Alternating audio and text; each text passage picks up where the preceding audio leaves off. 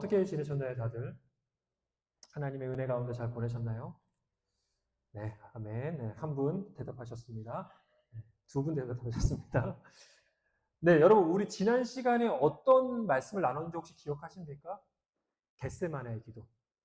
겟세마네가 뭐지? 네, 겟세마네의 기도. 다 기억하시죠? 겟세마네의 기도를 통해서 우리가 그래도 가야 할 길이 뭐냐? 그리스도인으로서 그래도 가야 할 길이 뭐냐? 이거에 대해서 함께 나눴습니다. 예수님께서 우리에게 따라오라고 하신 그 십자가의 길, 그 길은 헌신과 희생과 피 흘림과 고난의 길이었습니다. 지금 사순절 기간인 거 혹시 아세요? 지금 사순절 기간인데 우리 고난주간 부활주의를 맞이하면서 이렇게 계속 40일 동안 우리가 함께 그 시간을 보내고 있습니다. 그런데 우리가 그리스도인이라면 반드시 가야 할 길이 있는데 하나님께서 우리를 오라고 예수님께서 따라오라고 부르신 그 길이 있는데 바로 그 길이 주님께서 가신 그 길이라는 거예요. 그 길을 우리가 따라가는 겁니다. 근데 그 길이 어떤 길이에요? 축복의 길이요, 영광의 길이다 라고 말했죠. 그리고 끝으로 그 험난한 길을 가게 하는 그 힘은 내 힘이 아니라고 했어요.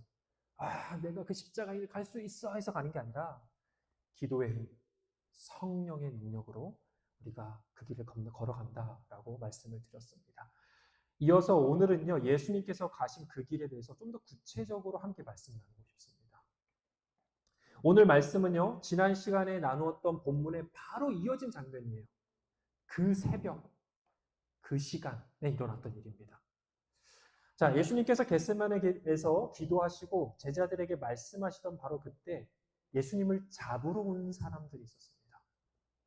함께 오늘 본문 43절에서 46절의 말씀을 편한 언어로 읽어보도록 하겠습니다. 시작. 그런데 예수께서 아직 말씀하고 계실 때에 12제자 가운데 하나인 유다가 곧 왔다. 대제사장들과 율법학자들과 장로들이 보낸 무리가 칼과 몽둥이를 들고 그와 함께 왔다. 그런데 예수를 넘겨줄 자가 그들에게 신호를 짜주기를 내가 입을 맞추는 사람이 바로 그 사람이니 그를 잡아서 단단히 끌고 가시오 하고 말해 놓았다. 유다가 와서 예수께로 곧 다가가서 랍비님 하고 말하고서 입을 맞추었다. 그러자 그들은 예수께 손을 대어 잡았다.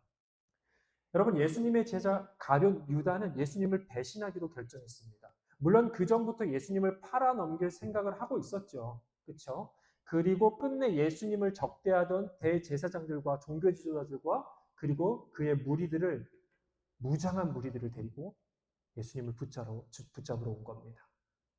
여러분, 어두운 산 속에서 예수님이 누군지 정확하게 알 수 없으니까 유다는 자신이 입맞춤을 하는 그 사람이 바로 예수니까 그 사람 잡아라 라고 계획까지 미리 다 짜놨습니다. 예수님께 한 그 입맞춤은 명백한 배신의 입맞춤이었습니다. 여러분, 사실 예수님의 입장을 볼 때 참으로 속상한 일이 아닐 수가 없습니다.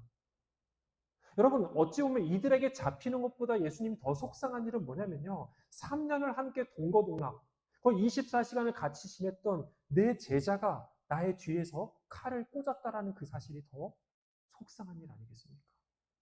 내가 너한테 얼마나 잘해줬는데, 내가 너를 어떻게 키웠는데, 내가 너를 어떻게 가르쳤는데, 내가 너와 함께 밥을 먹고, 내가 너와 함께 그렇게 사역하면서 예수님께서 보여주신 기적 가운데서, 그 능력 가운데서 함께 있었던 그 사람인데, 내 제자인데, 내 사람인데, 어떻게 나에게 이럴 수가 있니?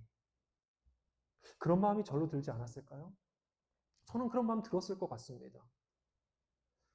그런데 예수님은 그 상황을요, 그 배신을요, 그 속상함을요, 그 억울함을요, 그대로 받아들이셨습니다. 마치 이 모든 일에도 그럼에도 자신이 가야 할 그 길인 양, 이 배신까지도 내가 가야 할 길인 양, 그렇게 받아들이고 저항 없이 그들에게 잡혀가셨습니다. 여러분, 우리는요, 신앙의 여정 가운데에서 사람을 통해서 어떻게 됩니까? 도전을 받습니다. 사람을 통해서 위로를 받습니다. 사람을 통해서 하나님의 사랑을 경험하기도 합니다. 사람을 통해서 성장합니다. 또 사람을 통해서 회복과 치유를 받기도 하지요. 그런데요, 반대로 사람을 통해서 우리는 상처를 받습니다. 사람을 통해서 억울함을 경험하기도 하고요. 또 사람을 통해서 멸시와 음해를 받기도 합니다. 또 사람을 통해서 실족을 당하고 사람을 통해서 시험과 배신을 당하기도 합니다. 그런데 여러분, 이런 일들이 단지 몇몇 사람들에게 일어나는 일일까요? 아닙니다. 아마 여러분들 중에서도 이런 경험을 하신 적이 있을 거예요. 사람으로부터 받았던 상처와 아픔, 갈등, 어려움, 모든 신앙 여정 가운데 여러분 꼭 경험하게 되는 시간이요, 일이라는 거예요. 여러 다른 생각을 가지고 다른 배경과 다른 모습의 삶을 살아오던 그런 우리가, 죄성을 가진 우리가 모여서 부대끼다 보면 어쩔 수 없이 일어나는 일일 수밖에 없습니다. 그런데요, 안타깝지만 생각보다 많은 사람들이요, 사람 때문에 상처받고 교회를 떠납니다. 사람들과의 갈등과 어려움으로 인해서 심지어는 신앙을 떠납니다.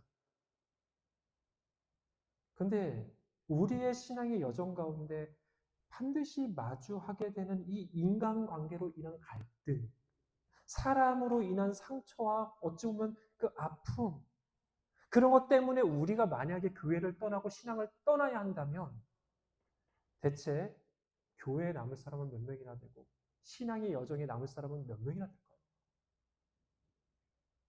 여러분, 교회 생활을 하다 보면요, 신앙 생활을 하다 보면요, 사람들과 갈등과 어려움을 경험할 수밖에 없어요.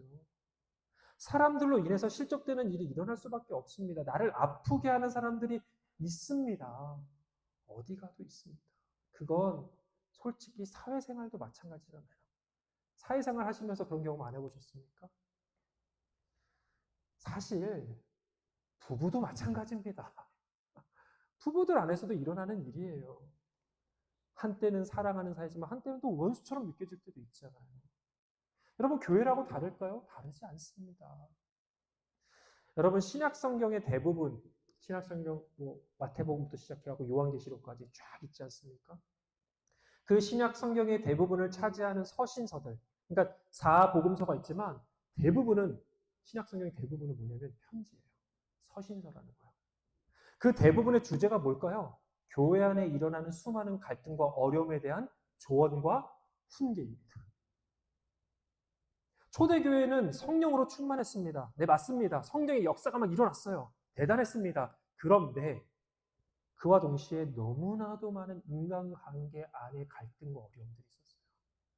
분파를 짓고 험담을 하고 거짓 선지자들이 나타나고 서로 내 편이냐 네 편이냐 하면서 당파 싸움을 하면서 인간관계 안에 갈등과 분열과 상처들로 가득 찼습니다. 그런데 여기서 중요한 것은 뭐냐면요, 그 초대교로부터 우리가 배워야 될 것은 무엇이냐면요, 그것을 어떻게 그리스도 안에서, 진리 안에서, 하나님 안에서 그 어려움의 시간을 함께 통과하느냐예요. 함께 해결해 가는가입니다. 그게 초대교회의 성숙함이었어요. 주님께서 기뻐하시는 그 과정을 경험했습니다. 모두가 함께 성숙함을 경험했습니다. 여러분, 이것은 우리의 신앙의 여정 가운데 반드시 필요한 과정입니다. 그 과정을 통해서 우리는요, 우리가 모르던, 우리가 보고 싶지 않았던, 우리가 몰랐던 우리 자신의 연약함을 직면하게 됩니다. 정확하게 보게 돼요. 나는 너무나 너그러운 사람이야. 나는 너무나 광대한 사람이야. 난 좀 착한 것 같아. 이렇게 생각하시는 분 계시나요? 전 가끔 그런 생각할 때가 있었던 것 같습니다. 왜 웃으시죠? 너무 크게 웃으시는 것 같은데. 아니, 여러분, 우리가 스스로 우리에게 나는 너무 괜찮은 사람인 것 같아 라고 했는데 관계 갈등 하나 딱 일어나는 순간 내가 얼마나 속 좁고 얼마나 용서과 용납을 할지 모르는 아주 좁은 사람이라는 것을 깨닫게 된다는 겁니다. 내 사랑과 이해의 크기가 얼마나 작은지를 발견하게 되는 겁니다. 여러분, 우리가 그 여정 속에서 우리는 용납을 배우게 돼요. 사랑을 배우게 됩니다.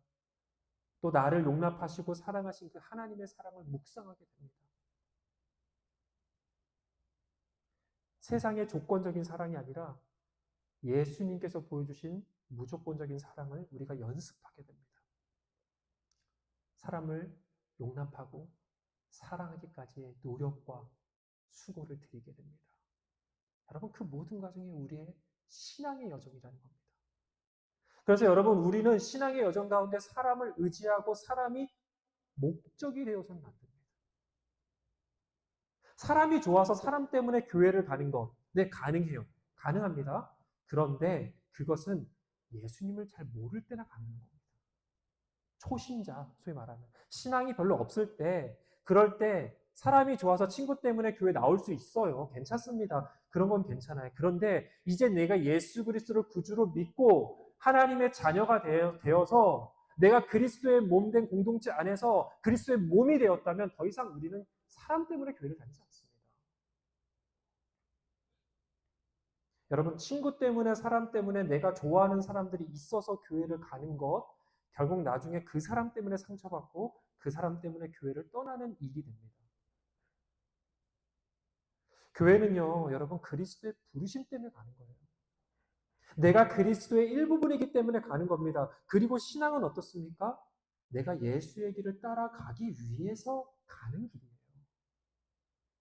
그래서 나를 부르신 그 주님의 공동체를 피 흘리기까지 섬기고 사랑하고 돕고 주님의 몸을 세우라는 그 부르심 때문에 내가 여기에 있는 거예요. 교회에 있는 겁니다. 사람 때문에 있는 게 아니고 목사 때문에 있는 게 아니라 내 남자친구 여자친구 때문에 있는 것이 아니라 부르심 때문에 있는 겁니다. 부르심 때문에. 사랑하는 여러분, 예수님께서 가신 그 길은요, 사람들에게 상처를 받고 배신을 당하는 그런 길이었습니다. 우리가 가야 할 길도 사실 다르지 않습니다. 사람 때문에 힘드실 수 있어요. 사람 때문에 실족할 수 있습니다. 사람 때문에 마음 어려울 수 있습니다. 싫은 사람 있을 수 있습니다. 그러나 그 이유가 여러분이 교회를 떠나고 신앙을 떠나야 할 이유는 아닙니다.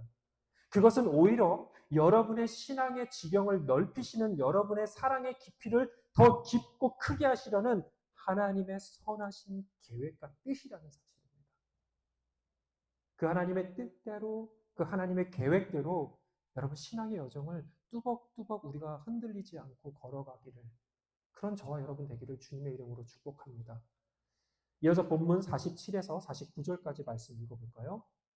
함께 읽겠습니다. 47에서 49절까지의 말씀입니다. 시작. 그런데 곁에 서 있던 이들 가운데서 어느 한 사람이 칼을 빼어 대제사장의 종을 내리쳐서 그 귀를 잘라버렸다. 예수께서 그들에게 말씀하셨다. 너희는 강도에게 하듯이 칼과 몽둥이를 들고 나를 잡으러 나왔느냐? 내가 날마다 성전에 너희와 함께 있으면서 가르치고 있었건만 너희는 잡지 않았다. 그러나 이것은 성경 말씀을 이루려는 것이다. 아멘. 재밌네요. 말씀을 다 뒤도니까 뭔가 새로운 느낌입니다. 전혀 경험하지 않았던 아주 새롭습니다. 여러분, 예수님을 잡으러 온 사람들이 몽둥이를 들고 왔습니다. 몽둥이. 몽둥이를 들고 왔지? 칼과 몽둥이. 여러분, 예수님을 얼마나 두려워했으면 칼과 몽둥이를 무장한 사람들이 여럿이 함께 왔을까요? 참 그런 생각이 들었습니다. 그런데요, 이때 예수님을 잡으려는 그때 한 사건이 일어납니다. 예수님 곁에 있던 한 사람이 칼을 빼서 예수님을 잡으러 온 그 한 사람의 귀를 잘라버리는 사건이 일어납니다. 유명한 사건이죠. 근데 이 사건에 대해서 좀 더 자세한 설명을 하고 있는 요한복음의 말씀이 있거든요. 요한복음 18장 10절에서 11절 말씀 읽어보겠습니다. 자, 시작. 시몬 베드로가 칼을 가지고 있었는데, 제가 읽어드릴게요. 안 나오면. 그는 그것을 빼어 대제사장의 종을 쳐서 오른쪽 귀를 잘라버렸다. 그 종의 이름은 말고였다. 그때에 예수께서 베드로에게 말씀하셨다. 그 칼을 칼집에 꽂아라. 아버지께서 나에게 주신 이 잔을 내가 어찌 마시지 않겠느냐. 아멘. 여러분, 우리 미디어 팀이 진짜 일손이 필요합니다. 여러분들이 이게 너무 좀 도와주고 싶어 이런 마음이 혹시 든다면 언제든지 저한테 말씀하시면 미디어 팀이 함께 하실 수 있습니다. 저희가 이게 너무 수고하고 노력하는데 박수 한번 쳐주죠, 우리 미디어 팀. 네. 이게 굉장히 미디어 팀 입장에서는 힘든 일이거든요. 사람이 하는 일이고 테크니컬한 이슈는 언제나 일어납니다, 여러분. 네, 아멘. 네. 미디어 팀으로 조인을 하실 거라 믿습니다. 자, 칼을 빼어 휘두른 사람은 바로 시몬 베드로였습니다. 그리고 귀가 잘린 사람의 이름은 말고였습니다. 정확하게 누군지를 자세히 기록하고 있어요. 그런데 더 중요한 게 있어요. 같은 장면을 묘사하고 있는 마태복음을 보면요. 예수님께서 이 사건을 어떻게 말씀하고 있는지를 설명하고 있습니다. 마태복음 26장 51절에서 54절의 말씀을 읽어봐야 되는데 아직 안 되겠죠? 가겠습니다. 자, 시작. 그때에 예수와 함께 있던 사람들 가운데 한 사람이 손을 뻗쳐 자기 칼을 빼어 대제사장의 종을 내리쳐서 그 귀를 잘랐다. 그때에 예수께서 그에게 말씀하셨다. 내 칼을 칼집에 도로 꽂아라. 칼을 쓰는 사람은 모두 칼로 망한다. 너희는 내가 나의 아버지께 당장에 12군단 이상의 천사들을 내 곁에 세워주시기를 청할 수 있다고 생각하지 않느냐? 그러나 그렇게 되면 이런 일이 반드시 일어나야 한다고 한 성경 말씀이 어떻게 이루어지겠느냐? 네, 아멘. 마태복음의 말씀을 보니까요, 예수님께서는 칼을 휘두른 베드로를 엄하게 꾸짖으셨다라는 것을 우리는 알 수 있습니다. 칼을 얼른 거두래요. 그러면서 예수님이 칼로 휘두른 사람은 칼로 망할 거야 라고 해요. 근데 여러분, 예수님을 사실 보호하려고 베드로가 그렇게 한 거 아닙니까? 근데 좀 너무한 거 아닌가 그런 생각이 들어요. 그런데 예수님은요, 그 마음은 알겠는데 그 방식은 아니라는 거예요. 그 마음은 알겠는데 그 방식은 아니다. 그런 방식은 아니라는 겁니다. 그 이유는 하나님을 믿는 자들이 예수를 따르는 자들이 가야 할 그 십자가 길에서 그런 방식은 우리의 방식이 아니야라고 한 거예요. 세상이 추구하는 방식, 힘의 논리, 강함의 논리, 칼의 논리가 아니라 우리는 어떤 방식? 말씀의 방식이어야 된다는 거예요. 하나님의 말씀의 방식. 그렇기에 예수님은 자신이 하나님의 말씀을 이루기 위해서 내가 잡혀간다라고 말씀하셨어요. 그게 하나님의 방식이라는 거예요. 그게 예수님의 방식이에요.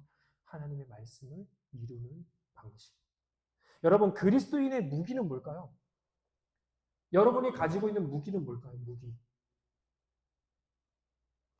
이 험난한 세상을 살아가는 우리에게 주어진 무기가 있어요.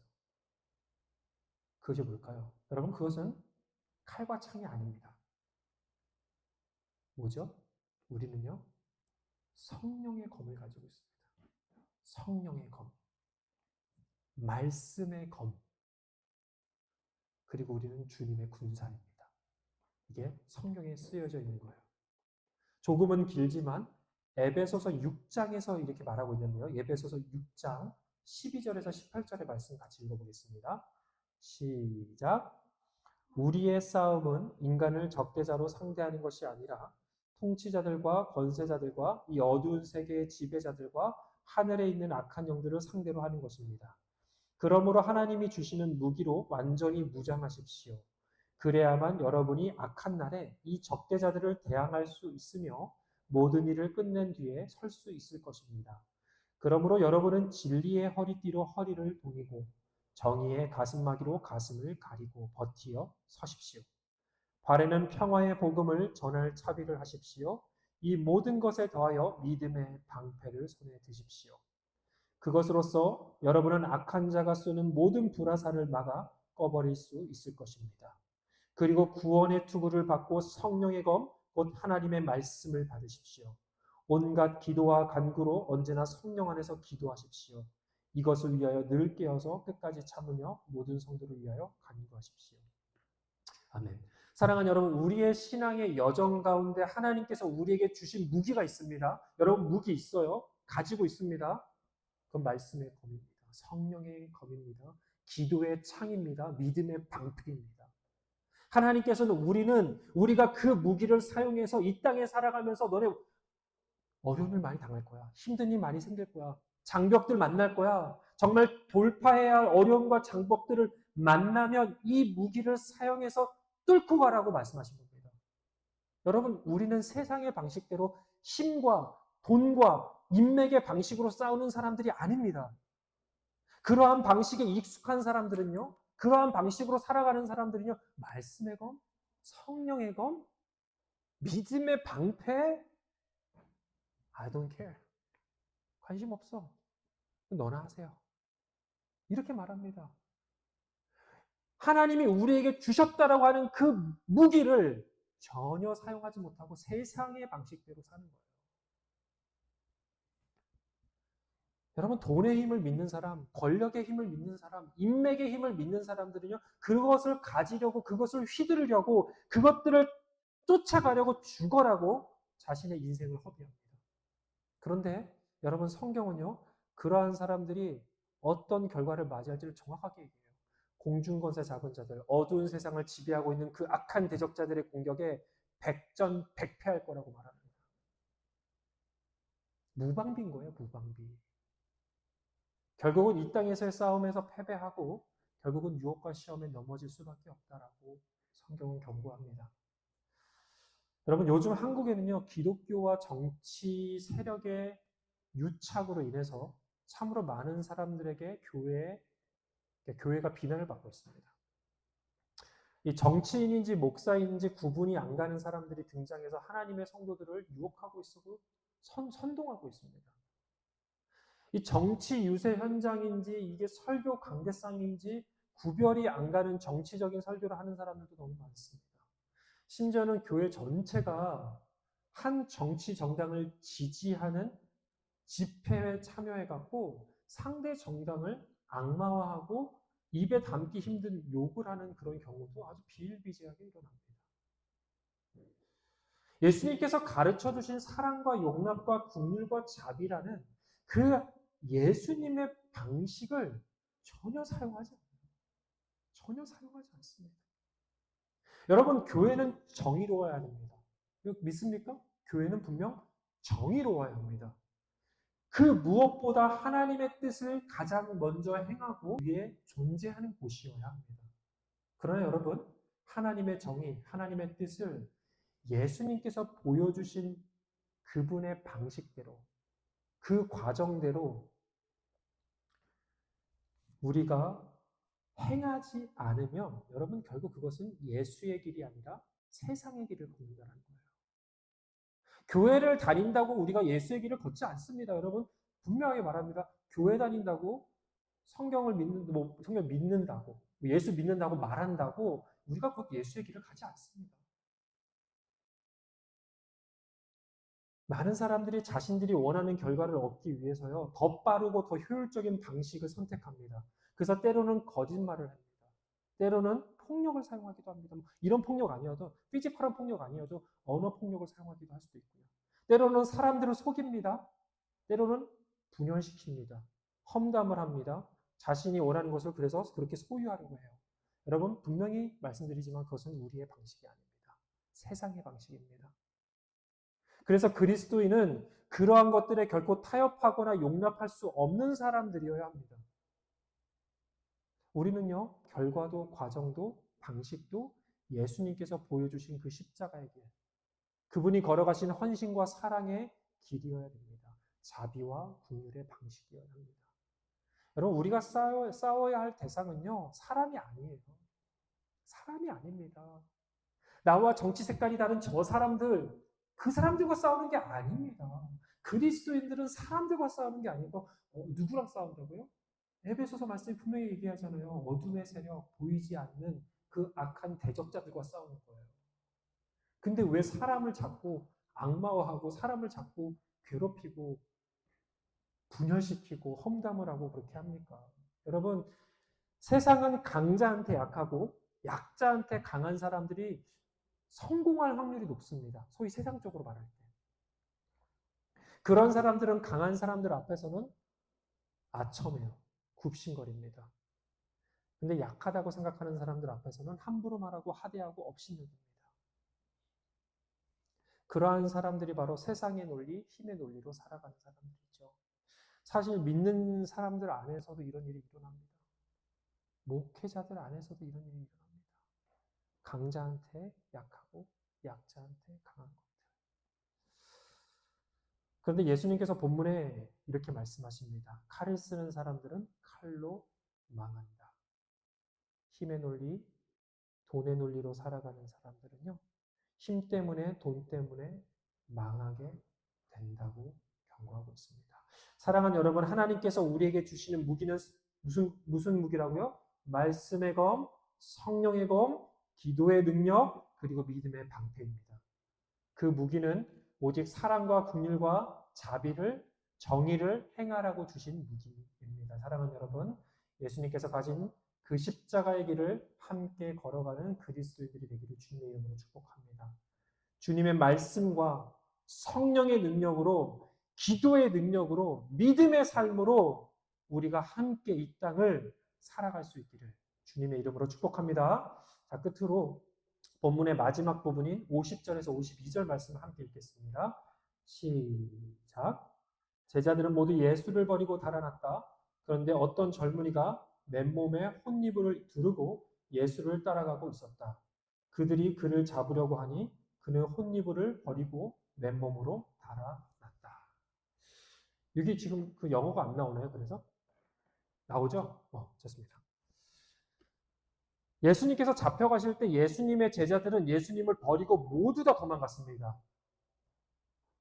마가는 예수님의 제자들 뿐만 아니라 예수를 따르던 자들이 모두 예수님을 떠났다는 사실을 강조하기 위해서 이 뒷부분에, 말씀의 뒷부분에 한 번 더 도망간 젊은이의 이야기를 덧붙였습니다. 다 떠났다라는 거예요. 다 떠났다라는 거예요. 예수님 그렇게 따르던 사람들, 그렇게 쫓아가던 사람들, 그렇게 예수님 이렇게 하는 사람들이 다 떠났다라는 겁니다. 그리고 예수님은 홀로 그 십자가의 길을 걸어가셨습니다. 외로우셨겠죠? 고독하셨겠죠? 근데 여러분, 사실 우리가 가야 할 그 신앙의 길이 사실 매우 외로운 길입니다. 매우 고독한 길입니다. 여러분, 그 외롭고 고독한 길은요, 우리의 신앙을 성장시키는 길입니다. C.S. 루이스는 외로움은 단순히 우리가 극복해야 할 고통이 아니라 하나님이 우리를 다루시고 성장시키는 중요한 도구라고 말했습니다. 여러분, 모세가 광야에서 하나님과 홀로 대면했던 그 시간, 야곱이 야복강에서 주님과 씨름하던 그때, 엘리야가 홀로 하나님의 음성을 들었던 시간, 다윗이 동굴 속에서, 어두운 동굴 속에서 주님을 찾을 때도 그랬고요. 지난 시간에 살펴봤던 예수님께서 겟세마네 기도에서 홀로 새벽 미명에 기도했던 그 시간도 그랬습니다. 여러분, 우리의 신앙 여정 가운데 우리는 반드시 외롭고 고독한 그 신앙의 여정을 지나가야 합니다. 아니, 지나가게 될 겁니다. 그때 고독하게 하나님만을 붙잡는 그러한 시간을 통해서요, 우리는 하나님과 더 깊어지고 더 성장하게 됩니다. 유명한 영성가이자 기독교 작가인 헨리 나우에는 상처받은 치유자라는 책에서 이런 말을 했는데요. 마지막입니다. 함께 읽어보겠습니다. 시작. 고독이란 하나님과 단둘이 있는 것이다. 당신의 삶에는 그런 공간이 존재하는가? 당신도 하나님과 단둘이 있어야 한다. 그것이 왜 이토록 중요할까? 고독 속에서 당신을 사랑하는 자라 부르시는 아버지의 음성을 들을 수 있기 때문이다. 기도란 당신을 내 사랑하는 딸, 내 사랑하는 아들, 내 사랑하는 자녀라 부르시는 그분의 음성을 듣는 것이다. 여러분, 우리가 걸어가는 신앙의 길은요, 외로운 길입니다. 고독한 길입니다. 사람으로 채울 수 없고요. 돈으로 채울 수 없고 힘으로 대신할 수 없고요. 그 무엇으로 이 외로움과 고독을 대신할 수 없습니다. 그 외로움과 고독은 하나님 앞에 나아가라는 신호입니다. 신호. 사랑하는 여러분, 주님의 말씀대로 살아가고 또 하나님의 정의와 사랑을 지키고 행하실 때 여러분은 그 길을 걸어가면서 참으로 잃는 게 많을 수 있습니다. 잃어버리는 게 많을 수 있어요. 정든 사람 잃어버릴 수 있고요. 돈을 잃어버릴 수 있습니다. 안락함과 편안함 잃어버릴 수 있습니다. 그 무엇보다 외롭고 고독할 수 있습니다. 그러나 여러분, 그 시간을 통해서 진정한 하나님의 사람으로, 진정한 예수님의 사람으로 우리가 성장해 가는 것입니다. 그 시간을 통해서 세상이 감당할 수 없는 참된 그리스도인으로 거듭나시기를 주님의 이름으로 축복합니다. 사랑하는 여러분, 비록 우리가 가야 할 그 신앙의 길 결코 쉽지 않아요. 참으로 험난합니다. 참으로 외롭고 힘들 여정입니다. 그럼에도 예수를 따라가는 그 길 위에 주님께서 예비하신 은혜와 기쁨이 있습니다. 그 길 위에 예비하신 생명의 꽃이 핍니다. 믿음의 열매가 맺힙니다. 사랑의 향기가 납니다. 정의와 진리의 빛이 찬란하게 비치게 될 겁니다. 예수님께서 가신 그 길, 여러분, 피하지 말고요. 도망가지 말고요. 모두 다 떠났던 그런 사람들 말고 우리는 주님 제가 여기 있습니다. 제가 주님과 함께 가겠습니다. 라고 하며 우리의 십자가를 지고 주님이 가신 그 길을 같이 걸어갈 수 있는, 정말 주님이 기뻐하시고 그래 너가 있어서 내가 참 든든하구나 라고 말할 수 있는 정말 주님의 참된 자녀들 되기를 주님의 이름으로 축복합니다. 외롭고 힘들어도 주님이 절대 우리 홀로 내버려 두지 않습니다. 주님이 우리와 함께 하십니다. 사랑하는 여러분, 우리가 그 마음 가지고 함께 신앙의 길을 걸어갈 수 있기를 축복합니다. 우리 함께 일어나 찬양하겠습니다.